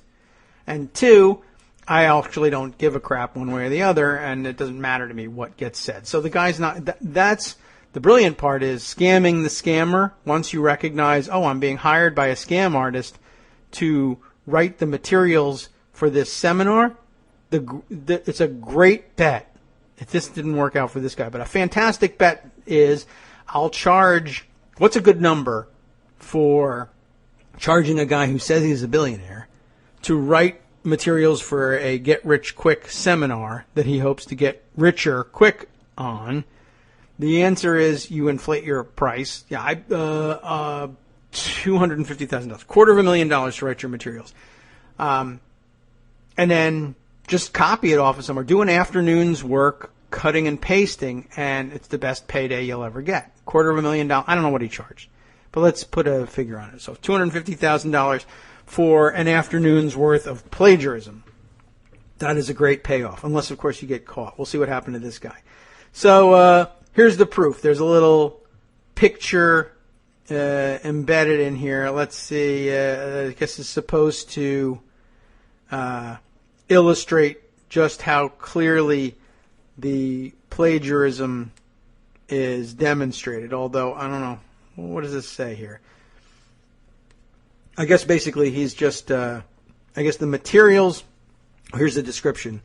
At left, a book from the Trump Institute, and at right, a publication of Success Magazine, a book in the real estate mastery system from which the contents were taken without attribution. I don't know if that whole photo is available to look at, but I guess the highlighted portions are supposed to show you. You'll see it in the link that we put in our afternoon post, and you'll be able to compare them side by side. Together, the article continues, the exaggerated claims about his own role, the checkered pasts of the people with whom he went into business, and the theft of intellectual property at the venture's heart all illustrate the fiction underpinning so many of Mr. Trump's licensing businesses. Putting his name on products and services and collecting fees was often where his actual involvement began and ended. Pretty simple, right? That Trump Institute, what criminals they are, says Carol Minto of West Haven, Connecticut, a retired court reporter who attended one seminar in 2009 and agreed to spend $1,997.94 to attend another. It's a discount. Before having second thoughts. She wound up requiring the help of 2 states' attorneys general in getting a refund. They wanted to steal my money, she said. And she actually caught them at the right time before they moved on to higher elective office. By the way, I wonder, let's see, this was 2009, and she's in Connecticut. Just a second here. See, Greg probably already knows where I'm going with this, but let's see. Help me out here, Google. Attorney General, Connecticut. We'll look at Wikipedia. The Connecticut Attorney General. Yeah, you're following along here. Oh, look.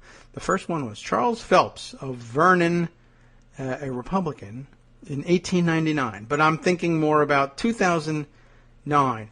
Why? In 2009, the Attorney General of Connecticut was Richard Blumenthal. It is currently George Jepsen, but of course, Richard Blumenthal, after 2009, did in fact move on to run for Senate. Luckily, he was around for long enough to help, I guess, her get a refund.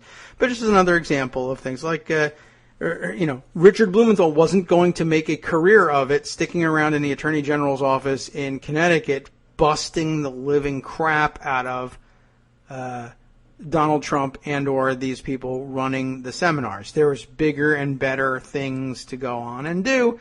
And so we all have to find out about it in obscure articles in NBC years later instead of saying, oh, Donald Trump is running for president from prison? How is that even possible? All right. So here we are back with the New York Times. The Institute was another example of the Trump brands being accused of luring vulnerable customers with false promises of profit and success. Others, besides Trump University, did you realize that there were others, include multi-level marketing ventures that sold vitamins, interesting, I'll come back to that in a second, and telecommunication services, and a vanity publisher that faced hundreds of consumer complaints.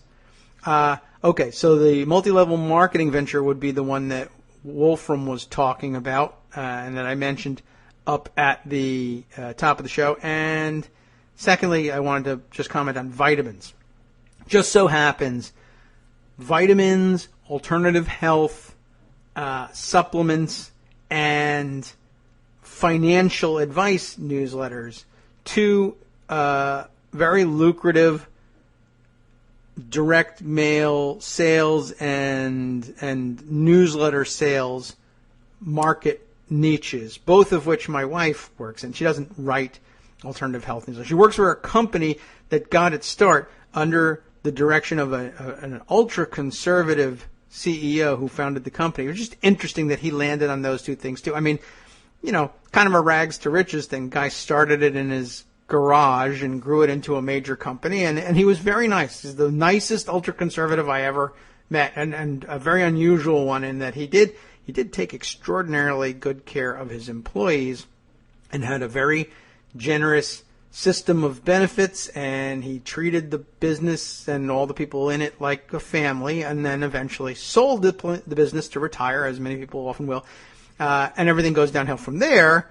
But personally, he was a nice guy. And by the way, the company was also very, not exactly diverse, I guess I should say, but there were an awful lot of young, and this doesn't sound as good when you recall it this way, young-ish women working there. But they didn't all work in bikinis. It was a very professional setting, and just not normally what you'd think of when it comes to ultra-conservatives staffing out their companies. It's usually, you think of them as hiring a bunch of, fraternity bros or something and making them all rich. Anyway, he was a nice guy. He's still alive. I mean, he's still a nice guy. He just doesn't own the place anymore. But it's weird. And it happens a lot, and there's more businesses than just his that happen somehow to land on vitamins and supplements and alternative health. Greg is probably laughing somewhere. And financial advice newsletters. And I guess these people landed on that too, or at least Trump did. Easy money. And again, no creativity involved whatsoever. Mr. Genius Businessman heard from some other people, I'm making a killing in these two things. And he turns to somebody, I want you to look into making a killing in these two things. Got it, boss. Mr. Trump's infomercial performance suggested he was closely overseeing the Trump Institute, just as with the Trump University. People are loving it, he said in the program. Everything is a glossy, puffed up lie. And by the way, just as we've learned from the people who know real estate developers, how he's running his campaign like a real estate developer, he's running his campaign just the same way he promoted all of these other stupid things. He comes from a world in which it's very, very, very difficult, if not impossible, to prove in a way that can get you put in jail or fined an enormous amount of your money. It's hard to be caught in the kind of lie that really gets you in trouble. They just end up throwing up their hands and saying, I don't know, people exaggerate. It's not a crime. Buyer beware. And he's just translated that over into politics in his, in his own hyped up fashion, where he often would get in trouble. My thing is the best in the world. I have the greatest memory in the world. I'm caught in a lie. Well, it's pretty good. This is the most fantastic thing in the world. It's not. I'm just, what did he say? Creative hyperbole or something like that it was all okay. People are really doing well with it, and they're loving it. It's always just, more and more crap. And so now that in the political sphere, that becomes Hillary's personally responsible for the death of Ambassador Stevens. She's stealing money. She's crooked, and she's in with the Chinese. It doesn't matter. You can never be held accountable. No one ever gets held accountable for this kind of stuff. And by the way, the Supreme Court makes it more difficult than ever by reversing the conviction of Bob McDonnell in Virginia, basically saying if you don't have a smoking gun quid pro quo, there's no such thing as political corruption. Anyway, let's see. Back to our story here. Okay, people are really doing well with it, and they're loving it. Of course, how do you say that about a startup? They're doing well with it. They're loving it. They haven't had a chance yet, but who cares? They have. They are. They're loving it. It's the world's best. His name, picture, and aphorisms like, I am the American dream, supersized version, were all over the course materials. That's a good one. Yet, while he owned 93% of Trump University, the Trump Institute was owned and operated by, we finally find out who, Irene and Mike Millen, M-I-L-I-N, if you want to look it up, a couple who had been marketing get-rich-quick courses since the 1980s. Why do I get up in the morning? A Trump executive, Michael Sexton, told the Sacramento Bee in 2006 that there was a simple reason for going into business with the Millens. Their company was, quote, the best in the business at stealing money from people on this premise. You're right. Or maybe you're not even right. It doesn't matter. They're the best in the business. Well, they're not the best in the business. And it's not a business. And they're not even good. They're bad people. But the point is, I said they're the best in the business, and Donald Trump says that kind of thing all the time. People roll their eyes. We move on. Yet the Millens' reputation was actually pockmarked with lawsuits and regulatory actions, a dismal track record that Mr. Trump and his aides could have unearthed with a modicum of due diligence. Though if they had unearthed it, he would likely have said, who cares? My reputation is pockmarked with lawsuits and regulatory actions, but it's a fantastic track record. Look at how successful I am. I have all the monies. I'm sure he would believe such a thing. The Millens were known for running full-page ads that screamed, free money! I should do that. And offered tutorials on how to obtain government grants and loans. Oh, it's like the guy who just, what's that guy with the question mark suit all over? He's never made nearly as much money as that, I bet. Free money, how to get it from the government, etc. They were also notorious for being frequent targets of state regulators. In 1993, the Texas Attorney General, back when they would do such things, accused their company, then called Information Seminars International, of taking customers' money and running. People who bought a $499 Millen Method package were promised financing to resell real estate purchased at government auctions, officials said, but when customers sought to follow up with the company, the Millens had vanished. That's the most basic scam there is, right? Send $499 and I'll send you our information package on how to get rich quick in government foreclosed real estate. Let's say government auctioned real estate. Send the $499, send them nothing, abscond with the money. Easy. In 2001, operating as National Grants Conference, the Millens settled with Florida authorities. Imagine that, Florida and Texas. Gee whiz. After being accused of violating the state's Deceptive and Unfair Trade Practices Act.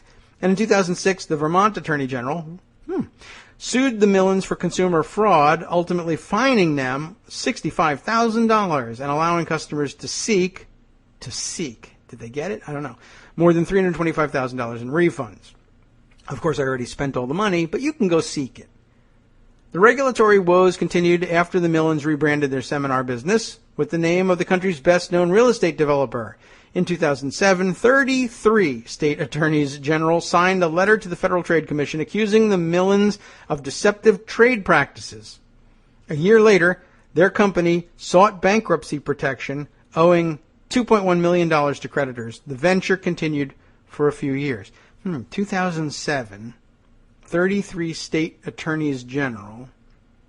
I wonder if the U.S. attorney for New Jersey in 2007 had any inkling that 33 state attorneys general were after the business partners of Donald Trump.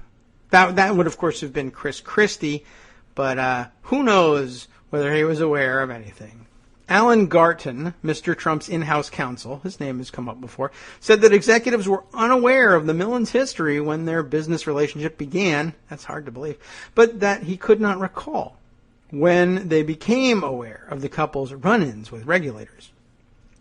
Operating as the Trump Institute, the Millens pursued familiar tactics and attracted familiar complaints, eventually earning an F from the Better Business Bureau. Now, I know Trump probably has never heard of the Better Business Bureau. It's very difficult for him to find out. This partner I'm going into business with, how do I find out whether they're reputable or the best in the business? Should I ask? They're the best in the business. If only there was some bureau I could ask about whether or not they are the best or even doing business better than the rest of the people in the area. But being a successful businessman, maybe the most successful businessman in America, I just can't put my finger on who I should ask about whether or not better business is being done within the bailiwick of this bureau. I'm confused by this. What a great president I would be.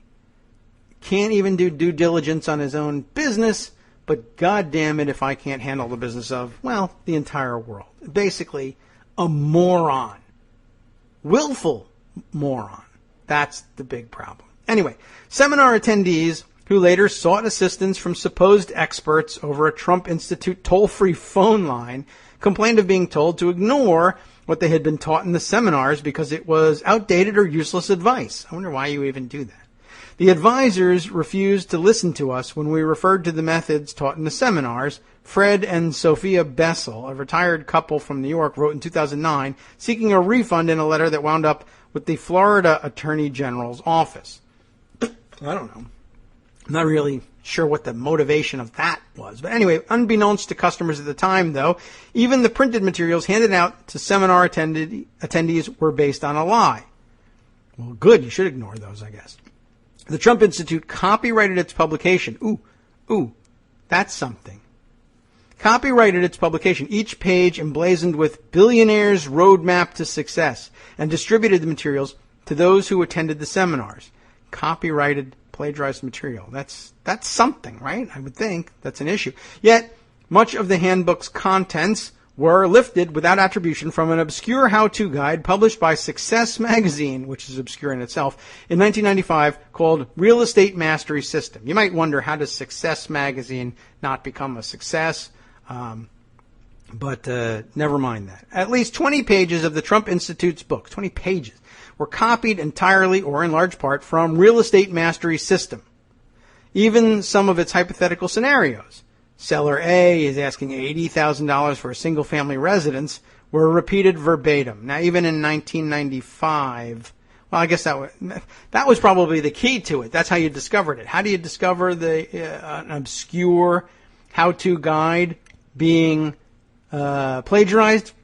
The answer is in 2006, 2007, you start handing out, or even up through 2009, you start handing out real estate buying materials in which a seller is asking $80,000 for a single family residence. You say, what? What kind of, where is this single family residence? I'll buy 10 of them. And then somebody probably said, you know what, this is probably really old material just being recycled. I wonder if it's even their own. I mean, how old is this stuff? And by 2009, of course, you can use the Google and find out, and I don't know whether, Success Magazine from 1995 is going to be online, but I guess somebody found something somewhere. Asked about the plagiarism, which was discovered by the Democratic super PAC American Bridge, really? I wonder about that. I have to believe that they were tipped to it by somebody else, but that's okay. Fine. We love American Bridge and everything that they do. Send a check. American Bridge. The editor of the Trump Institute publication, Susan G. Parker, denied responsibility, though, and suggested that a lawyer for the Millens, who provided her with background material for the book, might have been to blame. The lawyer, Peter Hoppenfeld, who no longer represents the Millens, said Ms. Parker was most likely at fault, but acknowledged forwarding her information from the Millens office. Reached at her home in Boca Raton, Florida, Irene Millen told a reporter, "I'm very busy," and hung up. She did not answer subsequent calls or respond to a voicemail message. Mr. Garten said Mr. Trump was, quote, obviously not aware of the plagiarism, but even while playing down Mr. Trump's link to the Trump Institute, calling it a short-term licensing deal, seems like his plausible deniability story with almost everything, Mr. Garten expressed pride in the venture. "I stand by the curriculum that was taught at both Trump University and Trump Institute," he said. Ms. Parker, a lawyer and legal writer in Briarcliff Manor, New York, said that far from being handpicked by Mr. Trump, she had been hired to write the book after responding to a Craigslist ad. She said she had never spoke to Mr. Trump, let alone received guidance from him on what to write. She said she drew on her own knowledge of real estate and a speed reading of Mr. Trump's books. It's the only kind of reading they're worth giving. Ms. Parker said she did venture to one of the Trump Institute seminars and was appalled. The speakers came off like used car salesmen, she said, and their advice was nothing but banalities. It was like I was in Sleaze America, she said. It was all smoke and mirrors, and I kept my payments for contributing to that. But I wrote good stuff, and they just weren't using it. Whatever. Very interesting addition to the pile of nonsense that is emerging. Let's see, it's getting late here, but let's see if we can't dig up this one that I mentioned from Wolfram here. You'll find it at williamkwolfram.com, but he was out there plugging his work on it yesterday, and thank God he was, because I'd like to read about it and share it with you. Donald Trump and the Trump Network a political Ponzi scheme. This actually not published last week, last month, or even this year, but 2011. March 2011. Of course, by 2012, Trump was already talking about running for president, and so good reason to look into this sort of thing. A couple of weeks ago, he writes, I wrote a post at Alan Combs Presents Liberal Land. I think everybody just calls it Liberal Land for short now. Alan Combs' site, where I attempted to strongly point out that Donald Trump's talk of running for the presidency was a ploy and that Trump had no interest in holding any political office, let alone the presidency. I guess that's changed a little bit, but not much. People still believe he'll do it if he has to, but he has no real interest in doing it. Not the real way. Anyway, nonetheless, the D.C. media is unable to avoid Trump and his increasingly incoherent birther ramblings. While this unfolds, it becomes increasingly clear that Trump is once again showing off his true skill, hyping and promoting himself. We did not learn that lesson in 2012, clearly. This morning, while being interviewed by MSNBC's Joe Scarborough, believe it or not, a team of anonymous users attacked Twitter with tweets about the Trump network. A little about the Trump network from Jonathan Budd. Let's see. Where was that printed? I can't even tell. All right, well, he's linked to a bunch of the tweets from it. Anyway, Jonathan Budd writes this. Where? I don't know. Everybody, and I do mean everybody, knows the name of Donald Trump. He's done a lot of amazing things in real estate and is well known for his public recovery when he was near bankruptcy. His television program, The Apprentice, keeps him in the public eye and has made "You're fired" a national catchphrase. And now he's come out with the Trump Network, a multi-level marketing opportunity for you to market health and wellness products for the usual commissions and downline. The question on my mind when I first saw this was whether Donald has finally just plain lost it. Is this some sort of joke? The Trump Network MLM business just sounds wrong. I mean, really, MLM?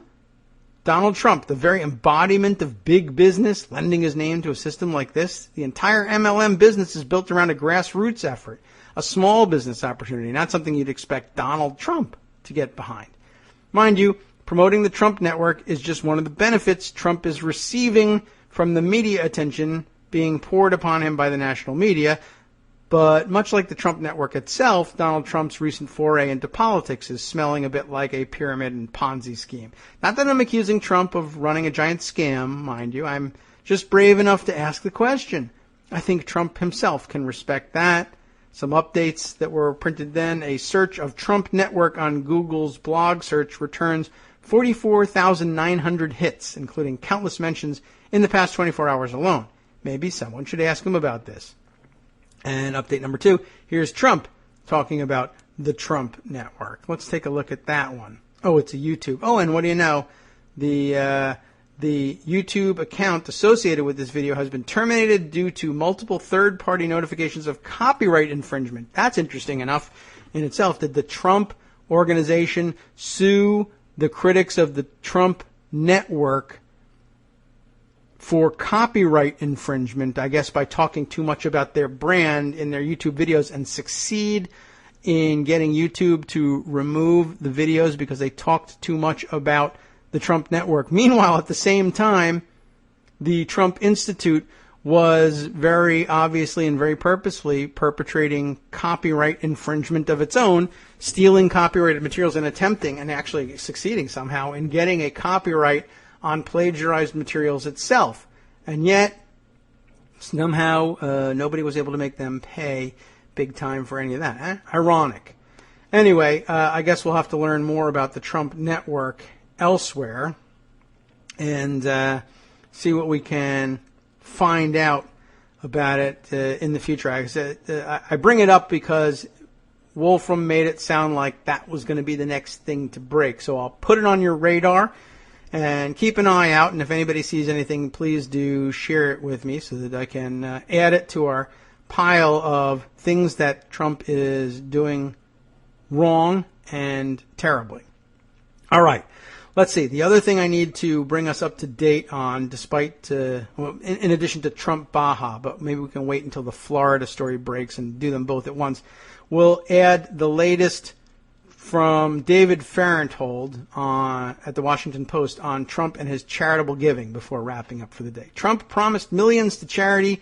We found less than $10,000 over 7 years. I guess he finally wrote up the story behind the tweets I shared with you the other day about how he had called all the charities with which Trump had allegedly been associated and found next to zero personal dollars given over to those charities from Donald Trump himself. What they did encounter was donations occasionally made from the Trump Foundation, and Trump fans and Trump supporters, or even just nominal Trump defenders, I noticed, have been tweeting a lot about, hey, I watched The Apprentice. Didn't you ever see it? I mean, every episode he was giving people money. And I never watched The Apprentice, but I can well imagine that that's true, and I've seen some clips in which he's purporting to be giving people money. One, I don't know whether he ever actually did. Two, the more likely story is that he gave them Trump Foundation money, which is money, and the people who got it are nonetheless happy to have it and grateful to Donald Trump for giving it to them because he holds the keys on the Trump Foundation. But the important thing to note about the Trump Foundation is that its bank accounts are filled with money that didn't come from Trump. Sometimes he takes some personal pride in that money because he leveraged it out of people. For instance, when he signed his deal to do The Apprentice with NBC, part of the bargain was you got to give $500,000 to the Trump Foundation, which I'm going to use on the show to give out money to people. So it makes sense for NBC to give that money to me. Part of the promotional materials we're going to do for The Apprentice is everyone should watch this show because it's amazing, because a rich guy helps people with business and gives out money to save Americans and their small businesses and their homes, and I'm super generous and I need money to do that.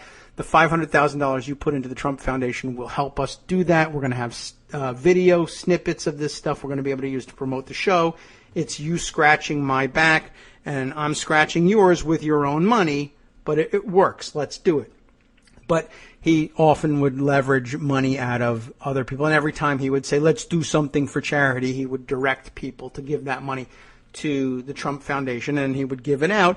And because it said Trump on it, and he was there to give out the big checks and have his picture taken, everybody thought, Donald Trump is giving this money. He's not. He's giving out other people's money and claiming credit for it. That's the deal. So that's pretty much what Farenthold found. In May, he says, under pressure from the news media, specifically him, that's very unselfish of him, but basically he could have said, in May, under pressure from me, David Farenthold, Donald Trump made good on a pledge he made 4 months earlier. He gave $1 million to a nonprofit group helping veterans' families. Before that, however, when was the last time that Trump had given any of his own money to a charity?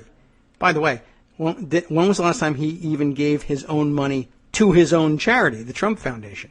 That he doesn't even do. If Trump stands by his promises, such donations should be occurring all the time.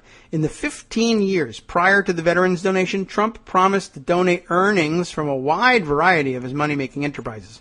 Remember, every once in a while, every time he would announce a money-making enterprise, and people would say, oh my God, Donald, you're already a billionaire. Why? Why do you need to sell Trump vodka? He would, if he got embarrassed by it, he would say, all the proceeds are going to charity. Did they? That's part of the big question, right? So, The Apprentice, Trump vodka, Trump University, a book, another book. If he had honored all those pledges, Trump's gifts to charity would have topped $8.5 million, which is amazing because he kept saying, I don't know whether he said all the proceeds, but he said some portion of the proceeds. So between The Apprentice, Trump vodka, Trump University, and 2 books, he only netted $8.5 million that would have gone to charity if he had honored his promises. That's really kind of dismal. But in the 15 years prior to the veterans gift, public records show that Trump donated about $2.8 million through a foundation set up to give his money away. Now, that's where the real interest, because all of these things were supposed to give money to the Trump Foundation. And by the way, I guess you can credit him. Like if you write a book, even if you have it ghostwritten, or you have all the materials for Trump University ghostwritten, or Trump vodka is just a private label of some other nameless distilled vodka elsewhere, or The Apprentice is really NBC's work, or whatever. Okay, so fine. You could have pocketed all that money, but instead you say it's going to go to Trump Foundation charities. It's not the same as giving your personal money, but certainly I guess if you count that you could have pocketed all those dollars, then maybe. For someone like him who's so used to commingling funds, it feels like he's giving the money. Anyway, should have been $8.5 million, but it was only 2.8 through this foundation designed to give the money away. Less than a third of the pledged amount, and nothing, by the way, since 2009. Records show Trump has given nothing to his foundation since 2008. Trump and his staff are adamant that he has given away millions privately off the foundation's books. Trump won't release his tax returns, which could confirm such gifts, and his staff won't supply any details. There's no way for you to know or understand. Trump's spokeswoman, Hope Hicks, remember her, told BuzzFeed recently, what an amazing job she's doing. I can't believe that all by herself she's able to say, I won't tell you anything, and even if I did, there would be no way you could possibly understand it. What an amazing feat that Hope Hicks pulled on that one. Hicks did not respond to repeated questions about Trump's charity from the Washington Post. Trump, earlier this month, revoked the Post's press credentials to cover his events. What an amazing feat this Hope Hicks has. All by herself, she did not respond to questions, and then, finding out that she might face more such questions, revoked the rights of the Washington Post to show up and ask them. That is I can't believe that without any help whatsoever, she managed that particular feat. In recent weeks, the Post tried to answer the question by digging up records going back to the late 1980s and canvassing a wide swath of nonprofits with some connection to Trump. That research, as you now know, showed that Trump has a long-standing habit of promising to give to charity. But Trump's follow-through on those promises was middling, even at the beginning in his early days as a national celebrity. In the 1980s, Trump pledged to give away royalties from his first book to fight AIDS and multiple sclerosis. But he gave less to those causes than he did to his daughter's ballet school. In recent years, Trump's follow-through on his promises has been seemingly non-existent, entirely non-existent. The Post contacted 188 charities searching for evidence of personal gifts from Trump in the period between 2008 and this May. They sought out charities that had some link to Trump, either because he had given them his foundation's money, appeared at their charity galas to have his picture taken at a party, or praised them publicly. The search turned up just one donation in that period. You know about it.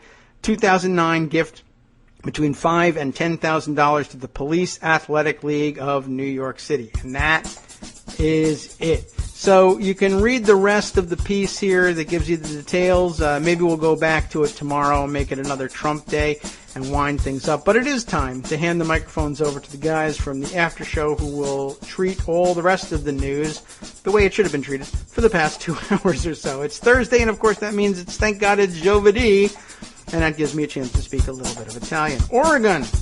Oregon voters gave a big vote of confidence to Harney County officials who stood up to Ammon Bundy, hooray, and other armed militant separatists during the wildlife refuge takeover.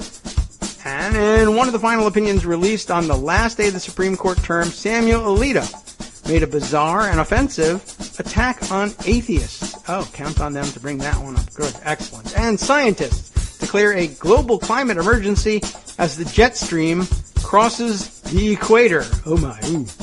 That could be something. On the last half, they'll visit with Richard Hine about his new satirical novel, the best kind of novel in my opinion, Kim Kardashian Saves the World After Donald Trump Nearly Ends It. How can she turn the Trump magic around? I wonder. Does he know that he's a Kardashian as well? And other humorous dystopian outrages. All of that, of course, plus the Connect, Unite, Act, Daily Coast community calendar, and more on the after show with Wink and Justice coming up right here next. From Daily Coast Radio on networksradio.com. You have been listening to the Kagro in the Morning Show with David Waldman. Thank you very much, everybody, for listening, and thank you, Rebecca Romans. I assume you speak for everybody by saying, as a regular contributor to the Kagro in the Morning Show, you consider yourself thanked. Well, on behalf of all the rest of you, consider yourselves thanked as well. One of these days, I really am going to get around to doing this properly. Thank you so much for your support. We'll see you again tomorrow.